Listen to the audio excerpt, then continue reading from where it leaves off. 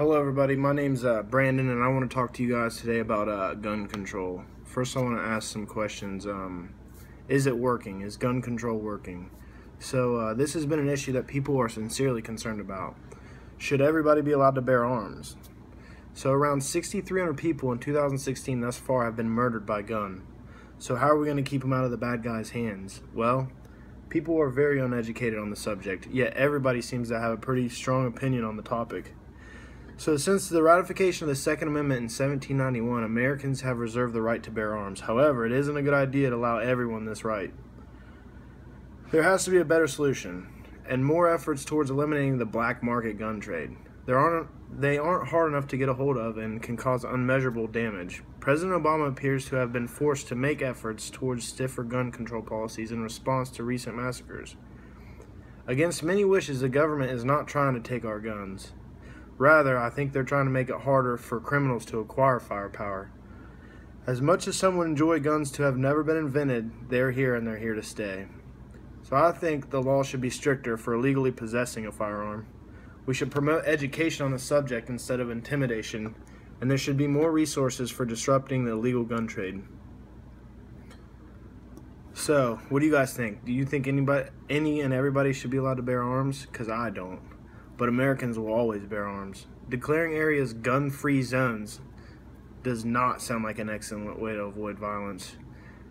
If there are no guns, then there can be no shootings. However, that's not true. Advocates of concealed carry gun laws will attest. If you make it against the law to have guns in parks, the only people in your parks that will have guns will be the lawbreakers, leaving law-abiding citizens unable to defend themselves in the event of attack. Ever since President Franklin D. Roosevelt signed the National Firearms Act, a high-profile gun violence has influenced the national spotlight on gun control. There have been many revisions on federal gun laws, but one thing can't change. Bad guys still have guns. What if it were illegal for every American to keep and bear arms? The bad guys would still have them. And what, we'd be relying solely on the police and military force for protection? Supporters of gun-free zones argue that the background check process isn't effective enough screening out potentially dangerous individuals, sometimes giving mentally unstable or just violent people the right to bring guns into public places where they could cause harm. So how are we going to keep the guns away from those bad guys? Well, President Barack Obama has proposed dramatic changes to current gun control. This is leaving many Americans angry for many reasons. Some people are mad he didn't propose complete gun control and take away all guns. And others are mad that he proposed restrictions he did recommend. They're pissed off about what he did recommend, saying that the laws are too strict. At the end of the day, who can blame him though? Because look, in the past year alone, there have been 4 mass shootings, 7 in 2015. So this guy walks up to the front door of a school, he shoots an armed guard with a semi-automatic weapon and continues carnage inside. Now what? An armed guard at every school doesn't work? You start by disarming, not by loading up, and nobody says to get rid of all guns. At least start with the types that can take out a class of 20. You want to get rid of the assault rifles. So you don't want somebody to walk in and be able to kill 26-year-olds before anybody could make it out the door. It's the least we could do, but it seems like too much for many people, and that's a crying shame, says Bob Baskell. There needs to be more thorough background checks. The process needs to be way more thorough when purchasing firearms. When somebody's buying a firearm for the first time, the process shouldn't be so easy. I've literally walked into a store, showed them my ID, and walked out with a gun within 15 minutes. It should never be that easy. There needs to be a better system, like people need to vouch for your character during the application process.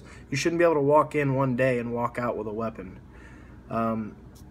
It should never take one day for your first ever purchase on a firearm. Criminals, obviously, and people with violent history should be denied, like, immediately. And most of the times they are, but sometimes they slip through the cracks. For the problem with them, the laws should be stricter for illegally possessing a firearm, and punishment should be way harsher. So if somebody's illegally possessing a firearm, they should be punished without regard. They know what they're doing is bad, and what they're holding could cause unmeasurable damage. Even if a former Navy SEAL sniper can't protect himself from a disturbed person with a gun, then who can? So much for the only thing that stops a bad guy with a gun is a good guy with a gun, because that's not always true. The only thing that can stop a bad guy with a gun is to stop him from getting the gun in the first place.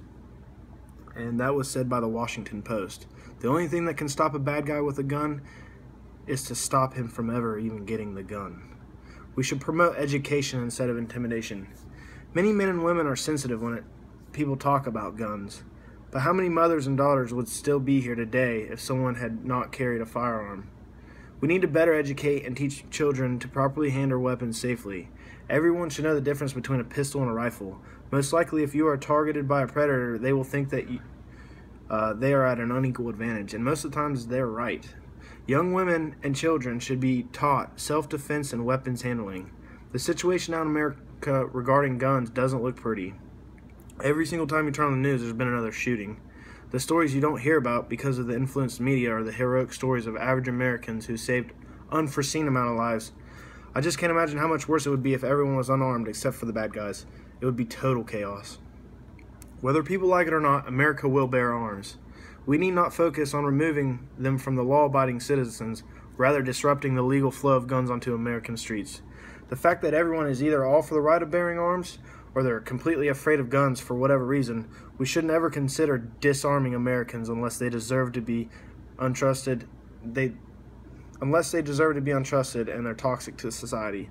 Ideally, a good guy with a gun could stop a bad guy with a gun, but unlikely the mythical West, today's bad guy is a psycho with the singular goal of killing as many people before he kills himself. The madman has thus tossed the self-preservation out of the window, while the 9-to-5 security guard has not. Not worrying about dying, the madman aims better and might even kill the nervous security guard. Arming more people then is not the answer. It takes a crazy man to kill another human being, and most of us are not that crazy, says George Kafarantis. A police chief in Milwaukee said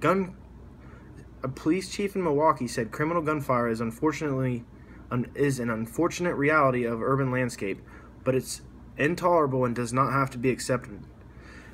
And I think that's why we need to educate our community and get them engaged. This is crucial for reducing gun violence. We need to find the bad guys with illegal firearms and lock them up. Last but not least, more time and money should be spent on firearm education and disrupting illegal firearm sales. Thank you.